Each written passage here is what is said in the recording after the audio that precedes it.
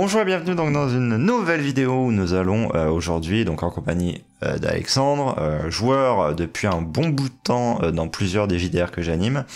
On va revenir sur des petites manières de s'améliorer en tant que joueur de jeu de rôle. Donc quand on dit s'améliorer, en fait c'est dans le sens, vous avez eu vos premières séances, vous avez eu votre première expérience, et enfin, vous sentez qu'il y a une marge de progression. De toute façon, on le sent toujours en réalité. Quand on finit un jeu de rôle, on se dit ah, il y aurait ça que j'aurais pu faire mieux, mon personnage j'aurais pu mieux le développer comme ça. Et il y a des choses qu'on loupe complètement, qui sont totalement vis-à-vis du MJ par exemple. Vous allez des fois rendre via une action facile la tâche du MJ sans vous en rendre compte, ou à l'inverse, vous allez complexifier énormément la tâche du MJ sans, pareil, en avoir la moindre intuition.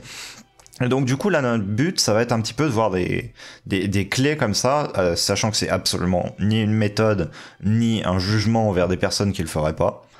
La meilleure manière de toute façon de jouer au jeu de rôle, ça va être la manière qui va vous faire plaisir, c'est pas la manière que vous allez trouver dans un guide. Mais simplement on va voir quelques petites clés pour rendre en fait l'atmosphère autour de la table beaucoup plus agréable pour tous, parce que ça reste un compromis, un jeu de rôle entre tous les joueurs et le MJ. C'est ni au MJ de trop céder, ni aux joueurs de tout forcer ou de tout se refuser en fait. Faut vraiment un juste milieu pour que chacun y trouve sa partie.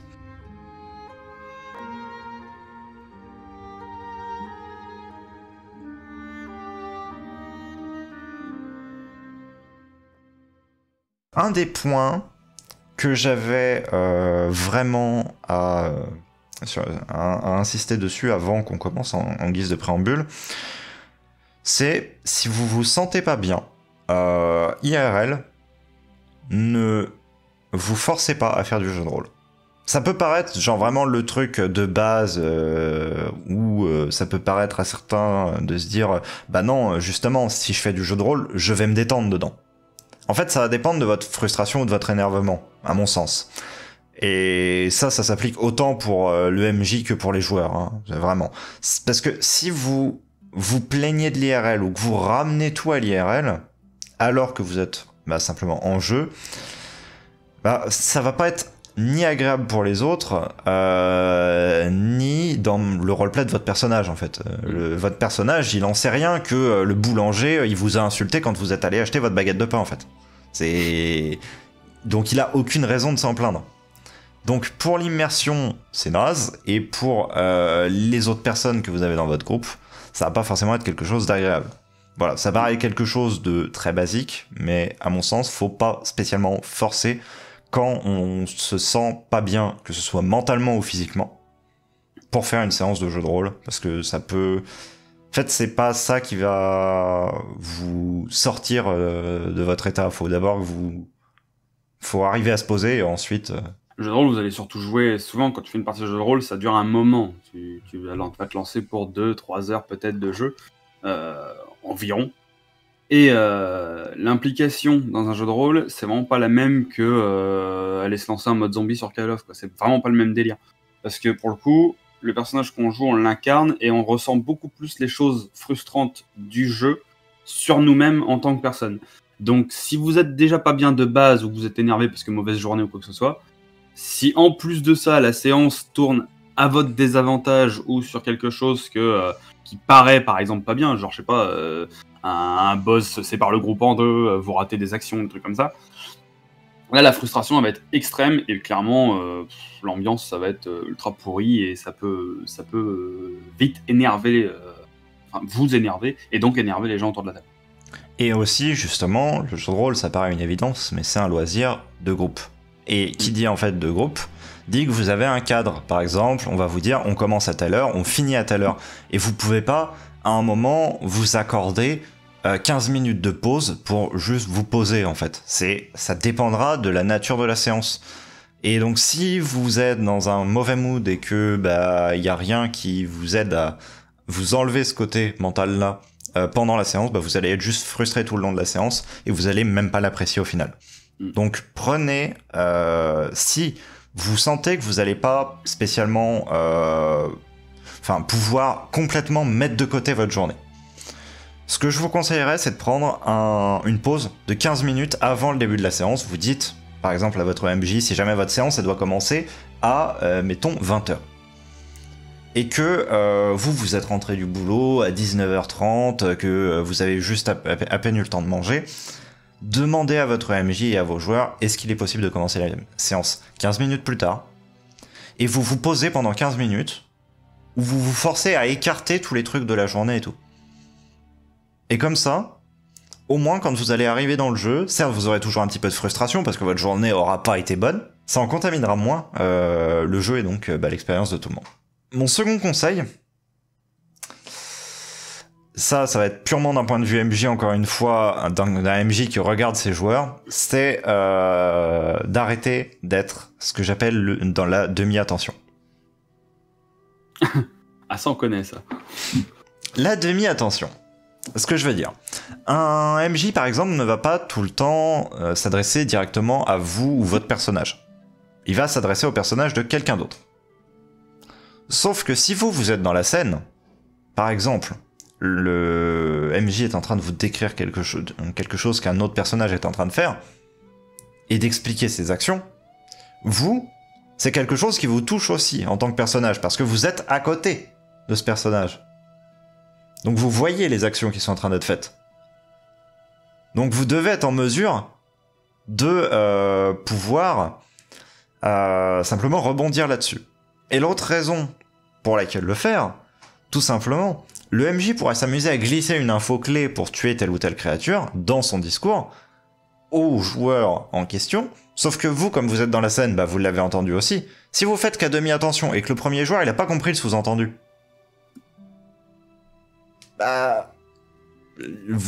personne dans le groupe va l'avoir. Et du coup, même si ce n'est pas votre faute, parce que le MJ ne s'adressait pas directement à vous, c'est quelque chose qui reste très dommage de l'avoir loupé alors que vous pouviez l'avoir comme information. Et puis de toute façon, quand on est en séance de JDR et que vous êtes parti pour toute une séance, faut aussi savoir apprécier les moments où on n'est pas acteur clé ou même directement en conversation ou quoi, comme des moments justement nous-mêmes de repos et de moments où on profite de l'histoire. Moi personnellement, au début, c'est vrai que ça m'est arrivé quand t'en as pour 10 minutes, un quart d'heure avec un autre personnage, machin, tu vas vite fait traîner sur un site, machin, regarder, lire un truc et tout. En attendant, parce que tu te dis, bon, y a plus besoin de moi, je suis posé avec ma chopine à la taverne, clairement, personne n'a besoin de moi, quoi. Et en fait, si vous êtes encore dedans, c'est qu'il y a quelque chose qui va se passer ou peut-être qui pourrait vous intéresser. Alors, moi, je me dis du coup, plutôt que d'aller chercher ailleurs, machin, je sais pas, aller me trouver quelque chose à lire ou à faire, eh ben, je me pose tranquille devant mon écran et je profite de la scène, en fait, tout simplement. Je profite du petit film de ce qui est en train de se passer et ça me permet du coup de continuer à faire attention sans être en mode je m'ennuie, je fais rien, tu vois. Juste profiter de l'histoire, profiter, relax, tranquille et profiter de la séance en tant que spectateur pendant que justement vous n'êtes pas acteur. Ça permet de garder l'attention plutôt concentrée, je trouve. Effectivement, parce que pour le coup, louper des informations, c'est très dommage et des fois ça peut être extrêmement punitif. D'autant plus si on est dans du narratif. En fait, plus on va être sur un modèle narratif, plus louper une information va avoir de poids, de toute manière. Et donc, justement, les jeux de rôle dans lesquels vous allez avoir le plus de moments, entre guillemets, où vous n'avez virtuellement rien à faire, c'est les JDR narratifs. Parce que, nécessairement, il y a nécessité d'instauration d'un dialogue entre le MJ et les personnages, ou entre le MJ et un personnage spécifique, et mettre en place un dialogue, ça prend du temps. Donc du coup, ça veut dire que vous allez avoir des gros temps en tant que joueur qui ne va pas être cible du dialogue en question, où vous allez rien faire. Et comme il dit, justement, ça peut être du 10 minutes, des fois. Et 10 minutes, ça peut paraître très long, et on peut avoir envie de se dire, vas-y, je vais ouvrir un autre onglet, là, et puis je vais aller pianoter sur un site, regarder. Et là, ce que j'aimerais apporter comme réflexion, c'est, si vous étiez IRL, donc si vous étiez tous dans une pièce, autour d'une table, en train de jouer, est-ce que vous prendriez votre téléphone et vous regarderiez un site? Vraisemblablement, non. Vraisemblablement, ce que vous feriez, c'est que vous écouteriez les gens, vous regarderiez simplement comment les gens réagissent à telle ou telle chose, même si vous ne faites pas trop attention à la discussion en cours. Ou juste, voilà, vous prenez une chips sur la table et vous la grignotez. C'est le genre d'action, en fait, normale qu'on s'imagine qu'un rôliste fasse. Donc, si vous êtes en distanciel, justement, et en ce moment, nombre de parties se font en distanciel, hein, voilà. LOL, c'est la mode. Bah, vraiment, profitez de ces moments-là, justement, pour vous poser, vous, en tant que joueur, de vous dire, je fais attention à ce qui se passe, mais en même temps, je me repose. Ça vous permet en fait d'avoir des moments où du coup vous n'êtes pas dans la suractivité, parce qu'on est énormément dans la suractivité quand même, et encore plus IRL, je parle de manière globale là maintenant, mais ça va être tout le temps, il faut être productif, ou alors il faut choper telle information, telle information, telle information. Là, dites-vous en fait que les 3 heures de JDR que vous avez, c'est 3... En fait, il faut vraiment, pour moi, les visualiser comme 3 espèces d'heures hors du temps en fait. Genre, vous avez, oui, votre vie, etc. Mais pendant le JDR, vous n'êtes pas la personne que vous êtes quand vous êtes au boulot, quand vous êtes au lycée, etc. Enfin, où que vous vouliez. Vous n'êtes pas cette personne-là. Et donc, du coup, bah, faire, par exemple, se dire, bah, je vais répondre à mes mails pendant ce temps-là, bah, vous perdez beaucoup, en fait. Vous perdez beaucoup de l'expérience parce que il y a une grande part de l'expérience, malgré tout, qui se passe dans la construction globale de la scène. Certes, vos personnages font partie intégrante de ce cadre, et ce qui est important pour vous, bah, c'est votre personnage, c'est qu'il survive, c'est qu'il arrive à faire des actions et tout. Mais le cadre, l'univers aussi, il se développe à travers les morceaux de tous les personnages du groupe. Et donc, quand on va décrire une réaction de l'environnement à tel ou tel personnage, bah, au final, ça vous touche quand même parce que vous faites partie de ce cadre. Typiquement, on va prendre un exemple de la vie de tous les jours. Vous vivez en colocation avec différentes personnes. Il y a un type dans votre colocation qui décide d'accrocher des tableaux au mur. C'est lui qui accroche des tableaux au mur. Voilà. Sauf que ça va affecter votre vie à vous aussi, parce que chaque fois que vous allez aller dans la salle à manger et que vous allez manger avec eux, vous allez les voir ces tableaux. Donc c'est une modification faite par un autre personnage sur l'univers, qui va indirectement vous affecter vous aussi. En JDR, c'est exactement la même chose. Ah, tout à fait. Puis après, même hors du fait sur des trucs très très simples, hein, là pour ceux qui prennent plus le JDR, enfin comment dire, qui vont prendre le JDR moins au sérieux ou des trucs comme ça et qui veulent pas s'impliquer à ce point-là dans le JDR, un truc tout con. Mais si jamais t'as un moment d'inattention, des trucs comme ça, derrière, pour te reconcentrer et prendre les bonnes décisions, que ce soit dans une phase de combat ou de dialogue, alors là, c'est mort. C'est niet nada. Une simple, et ça on peut le dire, hein, une simple déconnexion d'un joueur qui n'est pas là pendant 2-3 minutes parce que sa coe crash, tout ça, donc on est un peu dans l'incertitude, on sait pas trop, ça peut ruiner une séance. Ça peut vraiment nous mettre dans une merde noire, entre guillemets, dans le sens où on va tous être en mode, est-ce qu'on va pouvoir reprendre ? Est-ce que du coup, en fait, on va se mettre à se soucier de soucis matériels, on va se mettre à penser à d'autres trucs, à des trucs qui n'ont strictement rien à voir avec le fait que nous étions dans une auberge en train de discuter. Et du coup, quand on va revenir dans l'auberge pour se remettre à discuter, mais alors là, mais c'est complètement ailleurs. C'est comme si le mec, vous êtes en pleine séance ciné, on fout une grosse pause au film, pendant 3 minutes, je sais pas, vous allez faire autre chose, vous allez faire un basket, on est obligé de venir changer la bande, machin, les lumières ont explosé, je sais pas quoi.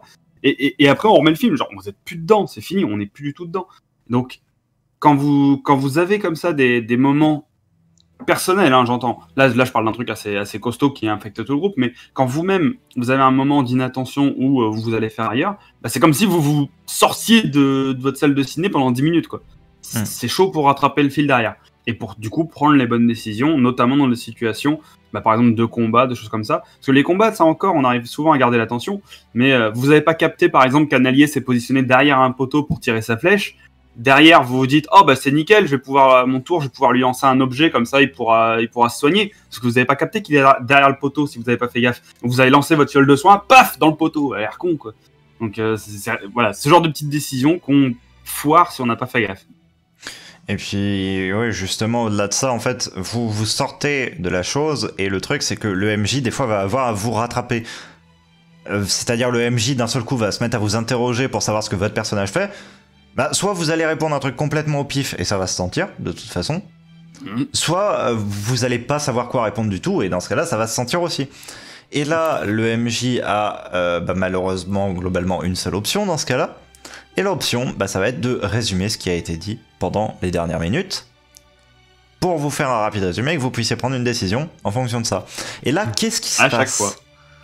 Déjà, pour le MJ, c'est extrêmement frustrant. Mais au-delà de ça, pour les joueurs surtout, c'est extrêmement frustrant. Parce que tous les autres joueurs autour de la table viennent de le vivre et viennent de l'entendre.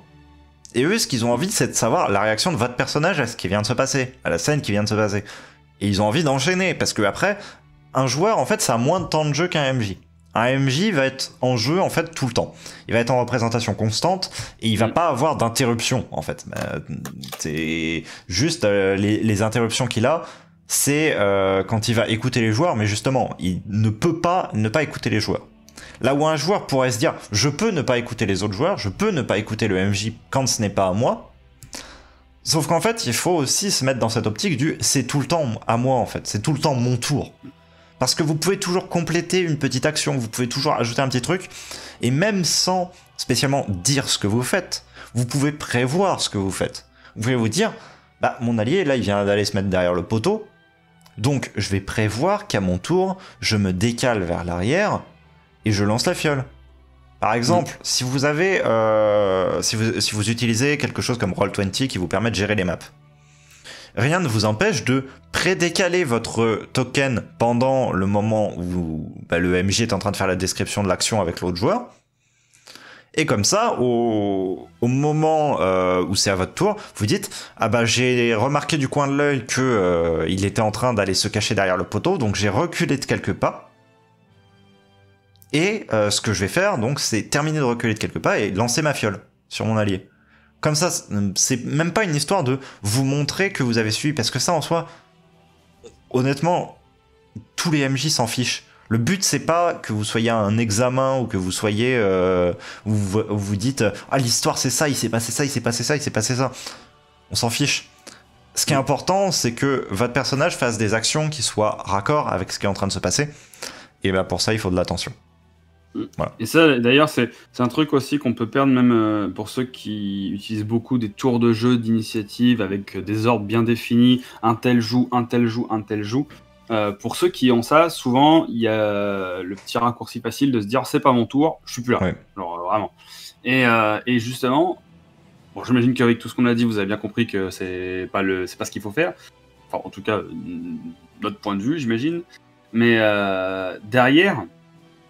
faut vous imaginer l'action comme constante, c'est-à-dire que c'est pas genre une fois que votre tour est terminé, votre personnage n'entre pas dans une stase, il a pas Zonia pendant putain de 3 minutes pendant que les autres font leur tour, il est pas immobile, c'est pas possible.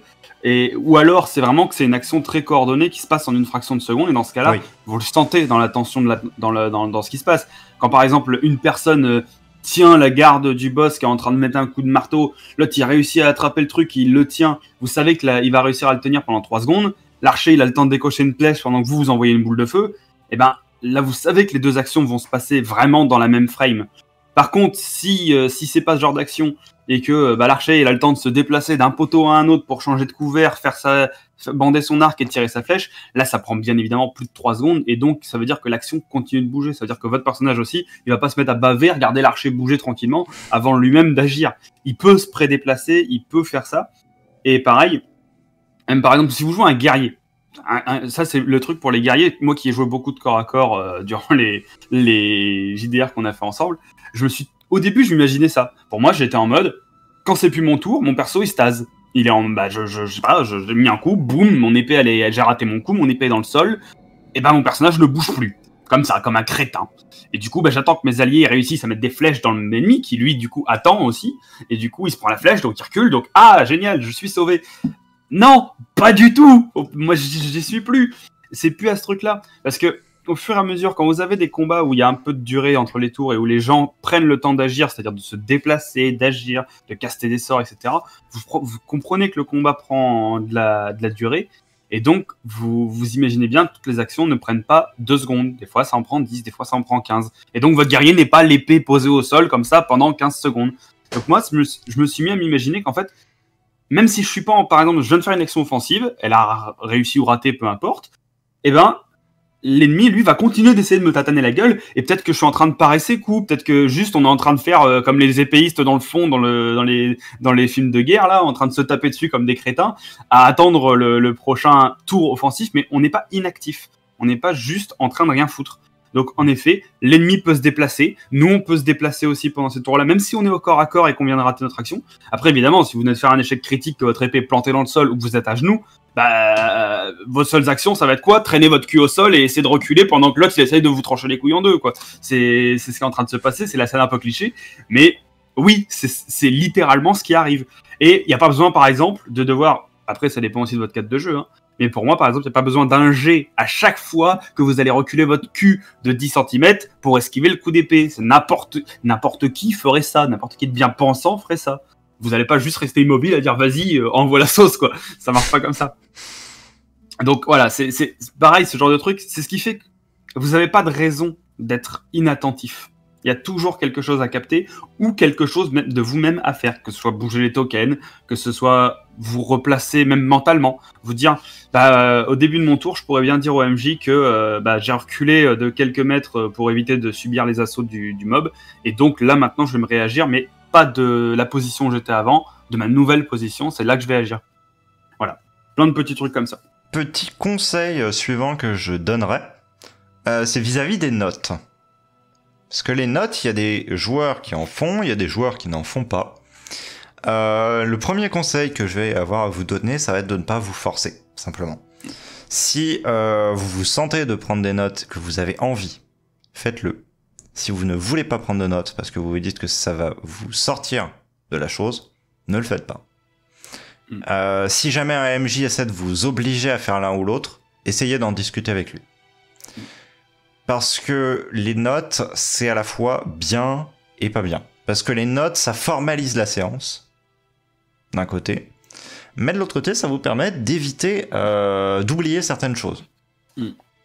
Donc, moi, l'approche que j'en aurais, ce serait une approche, somme toute, assez naïve de la chose, assez simple, en fait. Simplement, ce que je vous conseille, c'est d'avoir un tout petit calepin. Genre un truc de cette taille-là, hein, vraiment, genre juste typiquement post-it, quoi. Vraiment, un gros post-it.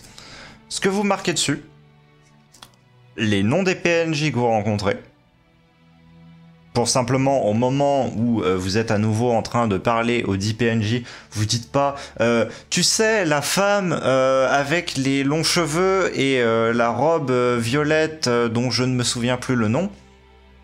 Non, vous dites directement le nom du PNJ, point.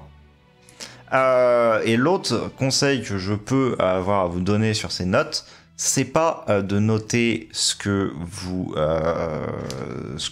retenez de la séance, ce que vous comprenez de la séance, mais plus ce que vous comptez faire en fait. Justement pendant ces phases où virtuellement vous n'avez rien à faire, que vous soyez en train de réfléchir à la suite, et que vous vous dites, ok, je peux faire ça, je peux faire ça, je peux faire ça.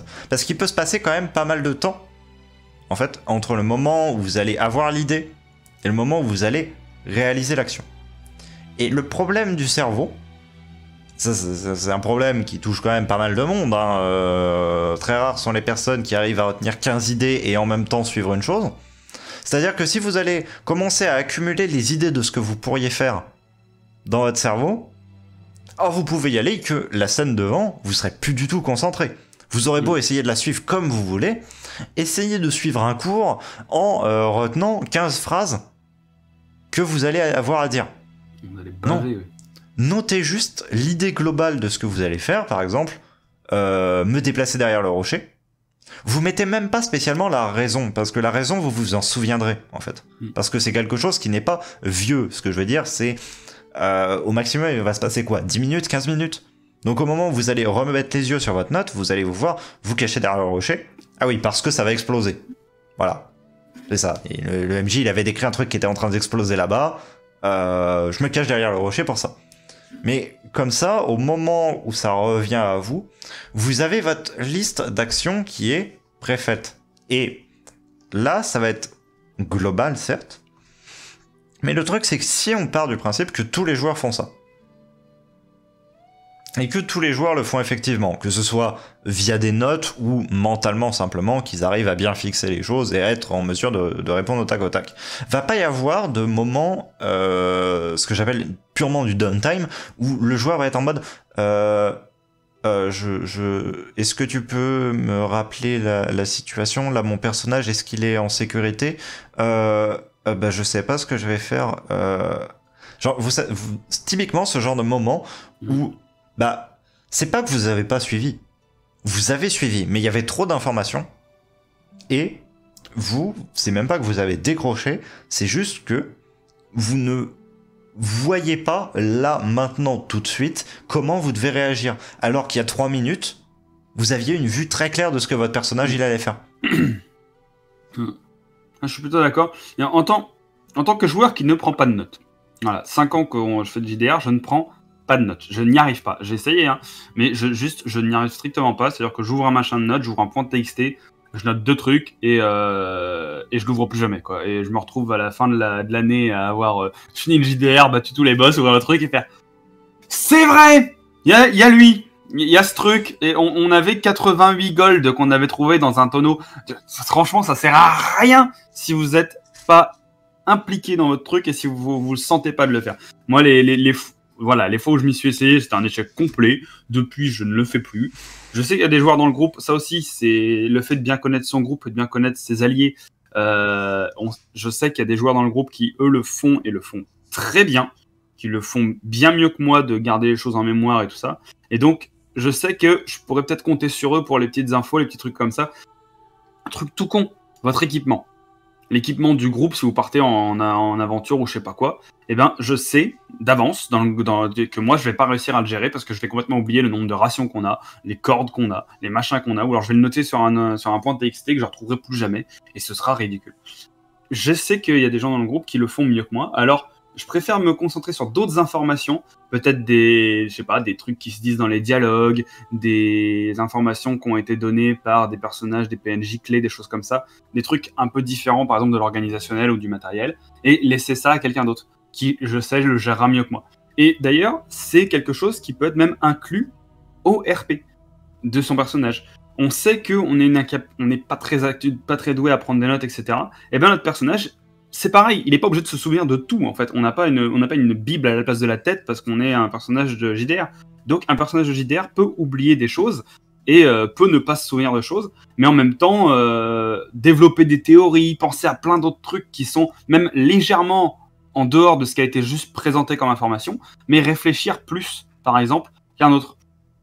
Et dans ce cas-là, en fait, vous pouvez vous retrouver à jouer le rôle de celui qui, peut-être qu'il oublie un peu certaines informations ou qui fait pas trop gaffe à s'il reste à bouffer ou quoi ou qu'est-ce, et qui du coup demande toujours à quelqu'un d'autre, au fait, on a encore ça, toi qui connais bien les stocks, tu sais s'il nous reste des vivres dans ton sac, en plus, t'es le guerrier, tu portes le sac. Et ben, moi, à côté, par exemple, si quelqu'un pose une question, je peux très bien dire, ah bah attends, moi, en fait, du coup, je suis vachement cultivé dans ce domaine-là, je le connais ce truc-là, donc je vais pouvoir t'informer plus que par exemple le nombre de mètres de corde qu'il faut pour grimper un mur en pierre ou tout ça que j'ai jamais fait ou j'en sais rien, quoi. Et même si, en théorie, je pourrais très bien, moi, avoir été à la boutique, acheter 10 mètres de corde avec grappin pour grimper une muraille de 8 mètres. Tout le monde sait grosso modo que ça va passer. Mais le personnage dans le JDR, lui, par exemple, n'est pas forcé de le savoir ou n'est pas forcé d'avoir déjà rencontré cette situation et donc pas forcé de le prendre en note. Vous voyez ce que je veux dire ? Après, voilà, les notes, pour le coup, je rejoins vraiment ce que dit Siegfried sur le fait que c'est au feeling et selon comment vous vous sentez par rapport à ça. Parce que, en effet, faut pas se l'imposer si vous sentez que vous n'arriverez pas. Parce que soit vous allez vous investir trop dedans et donc perdre le côté sympa de la séance ou même perdre l'attention que vous avez sur la séance. Soit vous n'allez pas vous y investir du tout et vous allez juste vous dire que c'était une perte de temps ou même une mauvaise idée et que c'était idiot. Donc voilà, c'est à vous de voir comment vous vous sentez par rapport à ça. Et il y a un dernier truc que je pensais aussi. Oui, c'est que vous n'êtes pas non plus, en termes de prise de notes, vous n'allez pas tout oublier si vous prenez pas de notes. Ça dépend de vous aussi. Moi, je sais que j'oublie quand même des choses, ça, bien sûr, mais il y a beaucoup de choses au niveau des personnages ou du lore ou des choses comme ça. Généralement, je m'en souviens bien. Après, tu peux peut-être me dire, ouais, pauvre con, mais généralement, je m'en souviens plutôt non, ça bien. va quand même. Et ça, pareil, c'est quelque chose qui va venir avec le jeu. Il y a 5 ans, je me serais jamais souvenu de tout ce qu'on me disait, ou alors j'aurais peut-être oublié des trucs, ou j'aurais pas fait gaffe. Mais maintenant que ça fait longtemps qu'on joue ensemble, que c'est un univers qu'on connaît un petit peu, même si c'est des nouveaux endroits, eh ben, on a l'habitude de découvrir des nouvelles choses, on a l'habitude de jouer, et donc on a l'habitude de focaliser notre attention sur des choses un peu plus précises qu'avant. Avant, on était en mode, ouais, bah, je vais pas chercher... Par exemple, truc tout con. Vous arrivez dans un JDR, vous dites, oh, bah, on va faire le trajet à cheval, quoi. De la ville A à la ville B, on va faire le trajet à cheval, c'est normal, on s'imagine ça. Sauf que, bah, en fait, il n'y a pas de cheval dans ce monde. Dans cet univers-là, il n'y a pas de cheval. Les chevaux n'existent pas, point. Y a pas, tout le monde fait tout à pied, et c'est tout. Et ben là, l'air con. L'air con. Parce que vous imaginez quelque chose, mais vous n'avez pas ça. Et donc, vous n'allez pas prendre dans vos notes, nous avons équipé 3 chevaux. Parce qu'il n'y a pas de chevaux. Vous voyez? Et ça, c'est quelque chose, quand on vient de commencer sur un univers, bah, on le sait pas, ou du coup, on n'a pas fait gaffe, etc. Alors que quand ça fait quelques années qu'on joue dans un univers, qu'on connaît tout ça, eh ben c'est une petite question qu'on va poser vite fait. Au fait, est-ce que sur ce continent-là, il y a des chevaux? Est-ce que dans cette ville, on va pouvoir avoir un moyen de transport plus rapide ou pas? Oui, non, peut-être. Et hop, la question, elle est directement répondue, et ça vous évite d'imaginer des choses ou de noter des choses qui n'ont pas lieu d'être, et donc de vous focaliser sur des trucs un peu sans avoir l'information. Vous savez quelles informations rechercher quand vous avez l'habitude de jouer. Et ça, pareil, je pense que ça vient en jouant, en fait. Ouais, ça me permet de faire une très bonne transition vers un autre point. C'est ne cherchez pas à transposer l'IRL au jeu. Ça, c'est un énorme point d'amélioration, mais ne vous dites jamais que parce que quelque chose fonctionne ou ne fonctionne pas dans le réel, ça va respectivement fonctionner ou ne pas fonctionner dans le jeu. Les lois physiques peuvent être différentes, les lois alchimiques peuvent être différentes, les lois biologiques peuvent être différentes, et toutes les lois de manière globale peuvent changer. Il n'y a rien d'obligatoire, parce qu'on est sur quelque chose qui dépend du domaine de l'imaginaire. Et donc, justement, les questions, cherchez un peu plus à les orienter dans le sens, est-ce qu'on a quelque chose d'approchant? Est-ce qu'on a quelque chose de similaire? Ou d'écrire des choses simples. Par exemple, est-ce qu'on pourrait trouver un moyen de transport plus rapide, comme tu l'as dit? Ne cherchez pas à avoir un cheval, par exemple. Parce qu'un cheval, il y en a peut-être pas forcément. Par contre, de l'autre côté, il y a peut-être des tuyaux qui vous accélèrent à toute vitesse et qui vous font traverser le continent en 2 secondes. C'est ça, et puis même un truc tout con, c'est que il peut y avoir, genre, pour nos bons vieux mages, là, les copains, est-ce que en effet, le feu fait toujours fondre la glace? Rien n'est certain. Un mage de glace peut très bien congeler vos flammes sous vos yeux, vous êtes en mode « Frère, j'ai une magie de feu, tu te fous de moi ?» Bah non, en fait. Non, en fait, c'est que la magie de feu, c'est bien, mais on est quand même dans un pays où, de base, il fait moins 80 degrés, donc on est tous des êtres très résistants au froid, et la magie de glace, elle est très active, très forte, parce qu'en effet, il fait très très froid, et donc la glace congèle des trucs qui normalement ne sont pas congelables. Et le feu, bah lui, quand on fait de la magie de feu, c'est moins efficace, vu qu'on est dans un monde où il fait très très froid. Et ben là, vous vous dites, putain, c'est quoi ce délire, quoi? Et ça, c'est pareil, c'est un truc, c'est des lois que nous, on connaît, on se dit, le feu fait fondre la glace, c'est universel, ça va tout le temps. Et ben, pas forcément. Et donc... la même chose sur, par exemple, les poulets, les trucs, les animaux, les choses comme ça. Nous, on va se dire, bon, bah, je vais chasser des trucs, je suis dans la forêt, je chasse un cerf, je me nourris du cerf, tout va bien. Et ben, vous vous rendez compte qu'en fait, dans cette région du monde, les putains de poulets sont sacrés, et si vous en tuez un, et ben, vous avez la garde nationale de Blancherie qui se tombe sur votre gueule, et puis c'est tout, quoi. Voilà ce qui se passe. Et ça, c'est des trucs, si on n'a pas l'info, on peut pas le savoir, mais on peut pas non plus se risquer à le faire, il faut moins se risquer à le faire dans un univers qu'on découvre, justement. C'est ça. À mon sens, un MJ ne doit jamais vous pénaliser pour quelque chose que vous demandez. Mais par contre, pour quelque chose que vous ne demandez pas et que vous prenez pour acquis, il est totalement dans son droit. Parce que si jamais vous commencez à vous dire, bon, là, il nous faut des provisions, je vais aller chasser. et que avant d'aller chasser, vous posez à votre MJ la question, est-ce que je sais s'il y a du gibier dans la région? Est-ce que je sais si ce gibier est dangereux? Est-ce que je sais si voilà, il y a des manières spécifiques de le chasser? Est-ce qu'il est sacré? Bah, dans ce cas-là, le MJ, soit il va vous répondre, tu n'en sais rien.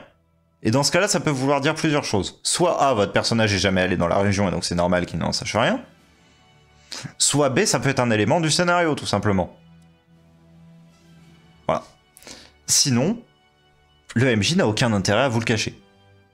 Et le MJ va juste vous dire, bah oui, c'est la région dans laquelle tu chasses depuis que tu es tout petit, tu sais qu'il y a ça, mais attention parce qu'il y a ces bestioles-là. Et donc du coup, en tant que joueur, vous allez faire attention pendant la scène où vous allez faire la chasse à ne pas trouver les traces de tel animal et ne pas simplement aller vers les terriers des dites bestioles pour pas vous faire attraper. Sauf que si vous ne posez pas la question, le MJ ce qu'il va faire, il va vous mettre exactement dans la même situation. Sauf que quand vous allez arriver face aux traces, ce moment-là vous allez demander « Ah, ces traces, est-ce que je les connais ?» Oui, tu les connais. Et là, tu as 100%, il y a la bestiole qui vous saute dessus depuis les arbres et qui vous bouffe. Voilà. Et vous allez vous dire, mais j'aurais pas pu l'esquiver, mais je pouvais pas l'éviter, mais c'est forcé. C'est du scénarium. Bah, non, pas du tout. C'est juste que vous avez pris pour acquis quelque chose par rapport au réel. Alors que, bah, comme on est dans de l'imaginaire, ça ne l'est pas forcément. C'est bien la raison pour laquelle personne ne va chasser dans une forêt pleine de lions. Hein. Parce qu'on sait qu'il y a des lions. Bah là, si on ne sait pas ou si on ne demande pas s'il y a des lions, et bah si on se fait bouffer, c'est couillon, mais c'est notre faute. C'est comme ça.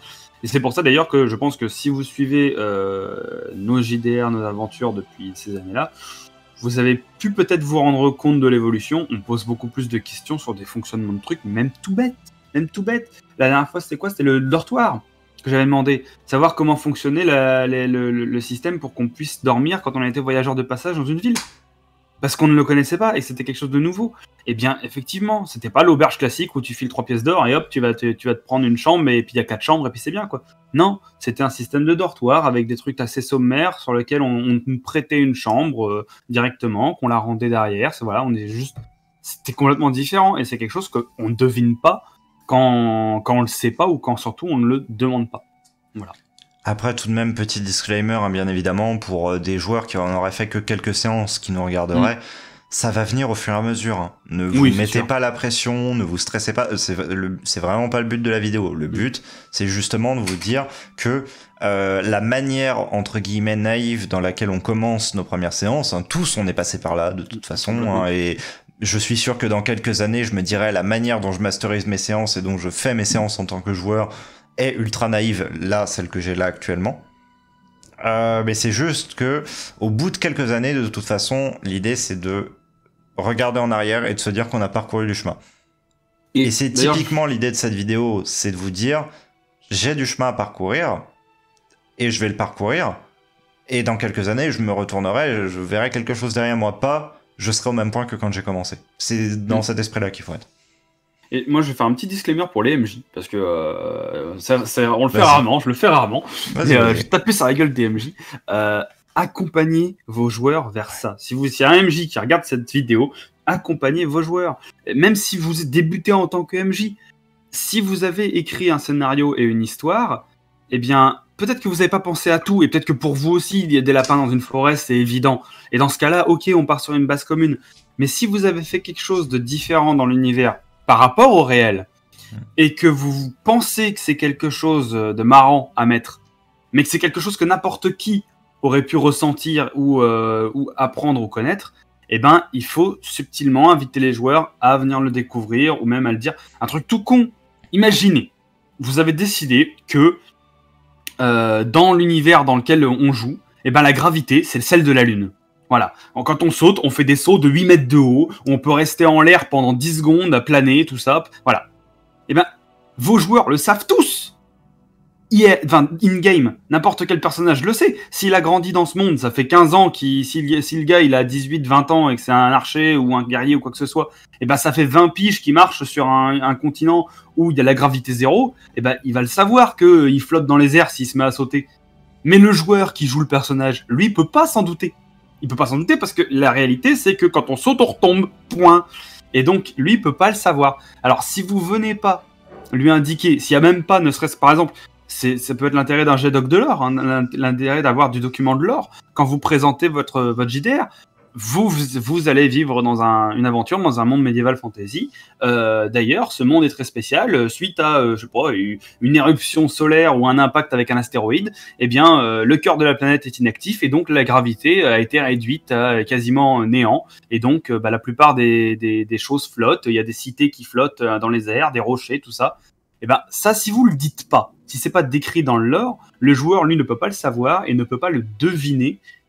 Ne peut même pas avoir l'idée de demander parce que c'est quelque chose qui sort tellement du commun que c'est juste, on va pas s'amuser à demander si la gravité fonctionne, quoi. Ça paraît logique, mais là pour le coup c'est du très logique. Et donc en tant que MJ, c'est un peu une partie de votre boulot d'inviter les joueurs à découvrir ça, soit de leur indiquer de but en blanc par du document de lore dès le début, soit de venir leur indiquer à découvrir ça, par exemple en débarquant d'un autre continent ou en arrivant dans ce truc là et en faisant bien comprendre qu'il ressemble quelque chose de différent, etc. Soit juste par la discussion, dans la création du lore des personnages, par exemple, en n'omettant pas de donner les billes sur des points clés comme cela, par exemple. Et soyez indulgents avec vos nouveaux joueurs. Voilà. Carrément. Soyez indulgents, soyez guidants, soyez tout ce que vous voulez. Vous pouvez essayer de charger un petit peu plus des joueurs plus anciens, suivant leur expérience, mais renseignez-vous bien sur leur expérience et également simplement sur s'ils ont eu d'autres jeux narratifs avant, donc ils sont habitués à poser des questions ou non. Mais prenez toujours quelques petites séances de calibrage où vous allez simplement tester vos joueurs. Vous allez tester leurs limites, vous allez vous en apercevoir très rapidement. Et vous allez savoir quoi leur demander. Donc ne mettez pas non plus une pression sur vos joueurs. Maintenant, un truc que j'aimerais bien dire quand même, qu'un joueur qui veut s'améliorer doit devenir, c'est moteur. Ouais, carrément. Carrément. Parce que, juste avant de te laisser la parole là-dessus, parce que je pense que tu as pas mal à dire, honnêtement. Ouais. J'ai fait plusieurs séances où je me suis retrouvé avec des groupes. En fait, maintenant, une chose que je fais très attention quand je lance un JDR, c'est la composition de mon groupe. Mais je fais pas attention à la composition de mon groupe dans le sens les personnages qui le peuplent, mais bien les joueurs que je mets dans un groupe. Je m'arrange pour que mes joueurs s'entendent bien ensemble, ça c'est un point. Mais il y a un autre point. C'est d'avoir environ la moitié des joueurs qui soient moteurs de par leur présence, leur prestance, etc. Et les autres qui soient moteurs par d'autres manières. Mais que je me retrouve pas dans une situation où j'ai que des gens qui aient des bonnes idées, mais qui ne parlent pas. Parce que j'ai déjà fait des séances où j'avais 4 joueurs qui étaient très moteurs en termes d'idées, mais qui n'étaient pas du tout moteurs en termes de paroles. Et du coup, c'est épuisant en tant que MJ de devoir aller les chercher tout le temps. Tandis que un joueur moteur au niveau de la parole va des fois aller chercher d'autres joueurs qui vont être ultra moteurs au niveau des idées. Et là, je te laisse, parce que je sais que tu as énormément à dire là-dessus. Je vais essayer de me retenir, sinon la vidéo va tripler de temps. Mais je vais essayer de donner déjà 3 points importants à faire et 3 points à ne pas faire si on veut être, entre guillemets, un moteur correct. Un joueur moteur bien. Et je vais essayer de me tenir là-dessus. J'ai pas de notes, hein, pour le coup, j'improvise, mais bon. Les trucs à faire pour moi, c'est vraiment s'investir dans le roleplay.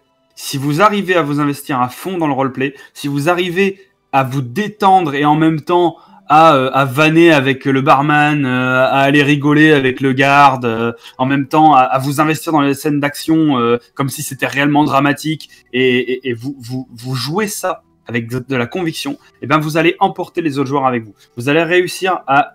Si vous avez la rage parce que votre allié vient de mourir, et ben vous avez la rage, vous allez parler avec la rage au boss, vous allez l'insulter, si vous allez lui crier dessus, vous allez baver en même temps que vous jouez, peu importe, et ben les autres joueurs vont le ressentir peut-être un peu et vont se dire putain c'est cool, on peut se lâcher un peu. Et le jeu de rôle c'est un peu ça aussi, c'est se lâcher. Et en tant que moteur, il faut savoir aller impulser un peu ça, donner un peu du sien, se mettre un peu en scène et envoyer ça. Deuxième point, il faut surtout penser au groupe quand on est moteur. C'est pas je moteur, je file droit. Point. Je guerrier, je fonce tout droit, je me solo tous les ennemis. Au pire, comme ça fera avancer tout le monde. Je vais résoudre la quête et puis voilà. Non, un moteur, c'est pas ça. Un moteur, c'est quelqu'un qui va emmener le groupe vers un peu la bonne réponse, vers la bonne progression de l'aventure. D'ailleurs, ça peut fonctionner de plusieurs façons. Ça peut par exemple être en tant que moteur, vous pouvez être tout à fait le meilleur pote du MJ et rentrer dans tous les pièges et aller être le mec qui va suivre la quête presque bêtement parce que ça va peut-être permettre au groupe de moins se disperser. Et inversement, si le groupe est bien focus sur la quête, vous pouvez être le moteur qui va aller dialoguer à droite à gauche, essayer de choper quelques infos, essayer de dire bah tiens attends on va aller voir par là, même s'il n'y a pas forcément d'intérêt, je sens qu'il y a un machin, on peut peut-être aller voir, on n'a pas exploré cet endroit-là par exemple. Voilà, vous pouvez essayer d'avoir ce rôle qui permet de faire avancer le groupe vers une direction qui, vous le sentez, peut être la bonne. Après, il faut le sentir, hein, c'est quelque chose pareil qui se fait avec l'expérience. Quand le MJ vous dit trouver, je sais pas, l'épée sacrée au fond de la grotte, bon bah grosso modo tout le groupe sait qu'il faut aller au fond de la grotte. Après, à vous de voir s'il faut aller prendre 1 ou 2 tunnels en plus. Est-ce que ça vaut le coup de faire des détours ou pas? Est-ce que est-ce que le groupe était très très focus en mode on file la grotte et on se casse, point. Parce que faut que j'aille chercher mes gosses à la sortie de l'école, c'est un truc tout con. Mais est-ce que du coup vous n'êtes pas en mode bah allez, on peut peut-être essayer de faire autre chose, on peut peut-être essayer de pousser un petit peu plus loin la quête, des trucs comme ça. Venir un peu chercher ce que le MJ a de plus à proposer et aller chercher un petit peu de trucs en plus pour les joueurs. Et donc ça pour moi c'est le deuxième point, c'est essayer de faire en sorte d'être celui qui met de l'huile dans le moteur, de l'huile entre les rouages, vous voyez, pour que tout tourne bien. Et enfin, le dernier truc, c'est l'adaptabilité. En tant que moteur, il faut être hyper adaptable. Si vous voulez être un bon moteur, vous allez être avec des gars qui parleront peut-être 1000 fois plus que vous, et c'est bien. C'est bien. C'est bien d'être avec des gens qui sont un peu, voilà, qui ont plein de trucs à dire, etc. Et ben, vous pouvez peut-être leur nourrir de bonnes idées.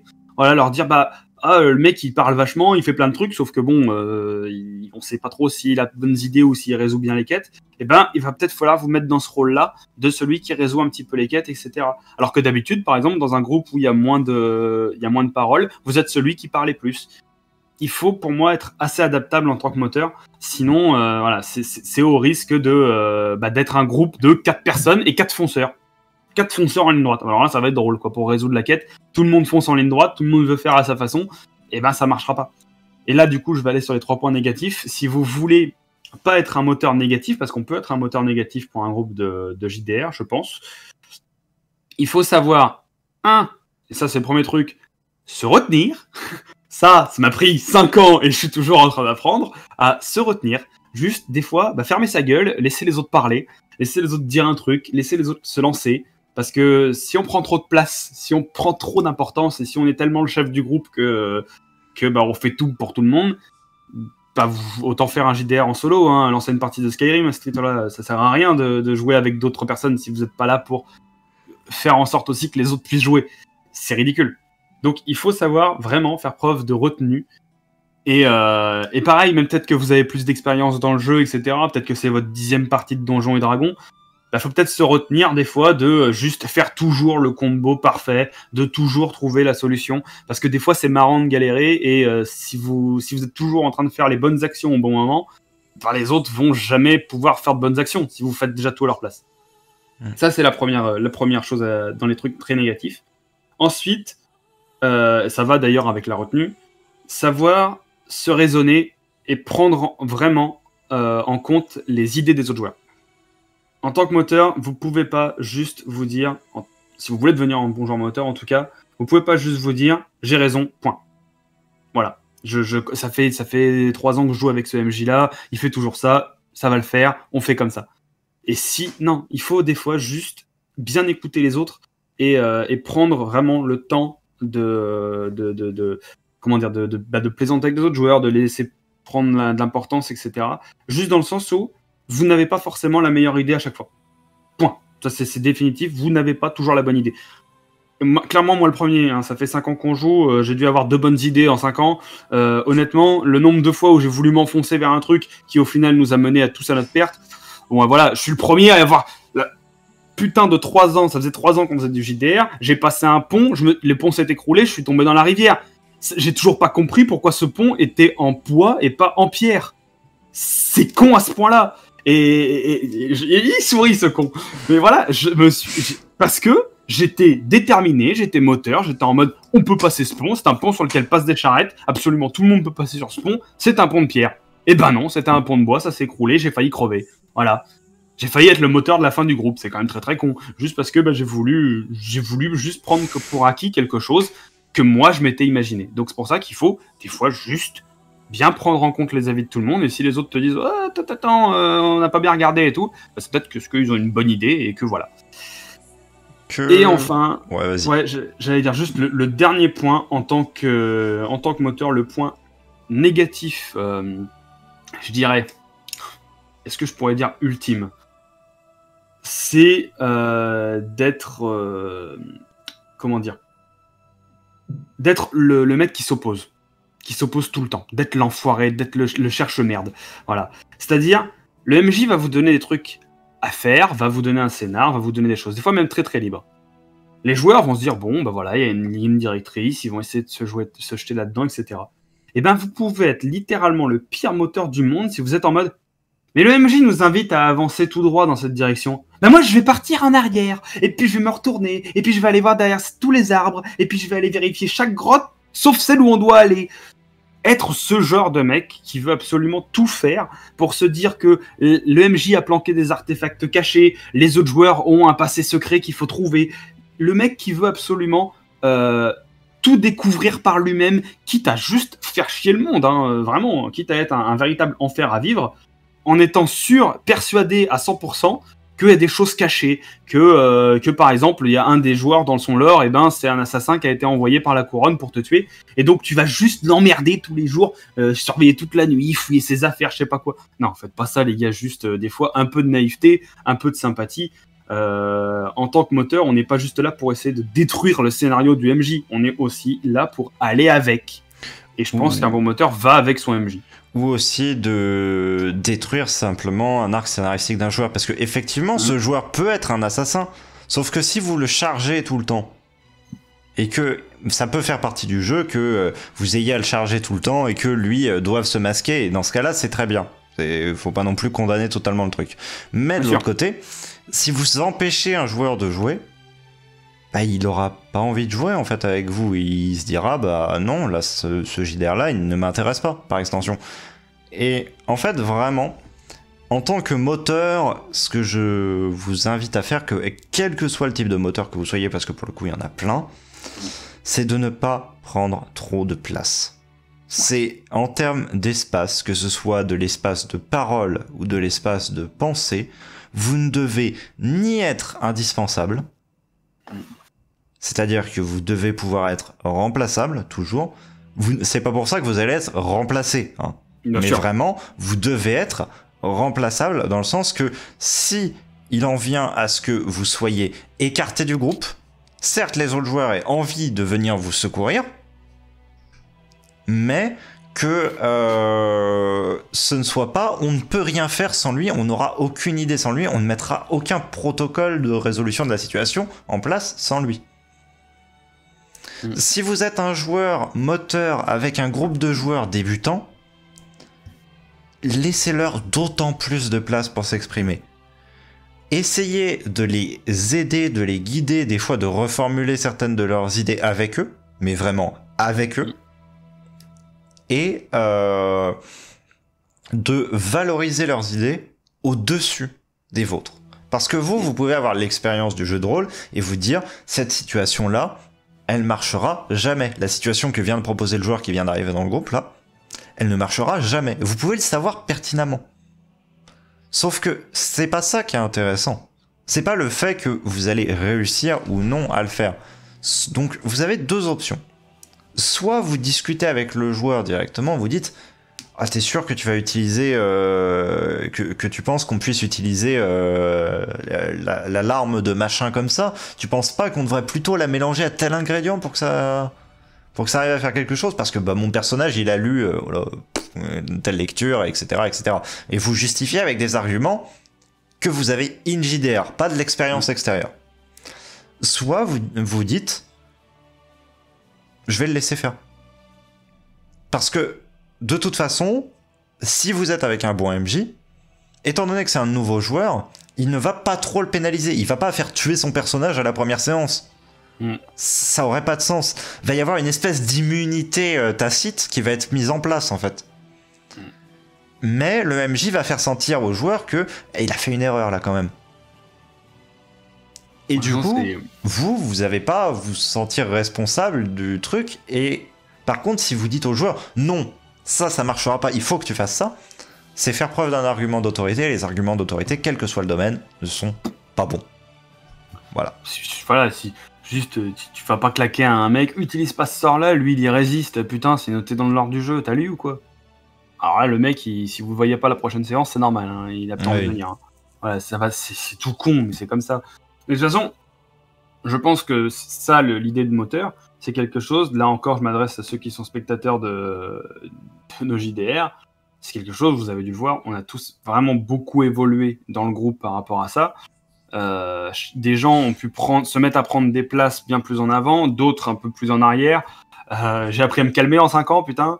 Mais voilà, c'est juste, il faut réussir à trouver un équilibre. Et ça, c'est pareil. Le fait de jouer avec une équipe, et une bonne équipe pendant longtemps, ça va vraiment être quelque chose de porteur. Voilà, pareil, je m'adresse pour le coup à ceux qui ont commencé le JDR et qui, par exemple, pourraient avoir de l'hésitation à continuer aux caisses. Bah, essayez. Donnez-vous la chance, donnez à l'équipe ou au groupe la chance de continuer. Parfois, parce que des fois, il y a des moments où on se dit, putain, il y a une mauvaise alchimie dans le groupe, il y en a un, il fait que de parler, machin et tout. Eh ben, peut-être qu'en fait, c'est parce que c'est le début, que tout le monde est nerveux, les gens savent pas trop comment agir. T'en as un, il pense qu'il faut parler beaucoup, l'autre qui pense qu'il faut rien dire. Et du coup, c'est pour ça qu'au début, ça marche pas bien. Mais peut-être qu'au bout de 10, au bout de 20 séances, au bout d'une saison entière de JDR ensemble, eh ben vous allez finir par être le groupe ultra soudé, avec des mecs qui se connaissent bien, qui peuvent agir en manière totalement coopérative et limite faire des actions ultra stylées à 3, peu importe, parce que vous avez fini par vous comprendre mutuellement. Celui qui parle trop a fini par parler un peu moins, celui qui parle pas assez a fini par parler un peu plus. Chacun a pu partager ses idées et de manière correcte. Voilà, il faut aussi laisser cette chance-là au groupe d'évoluer.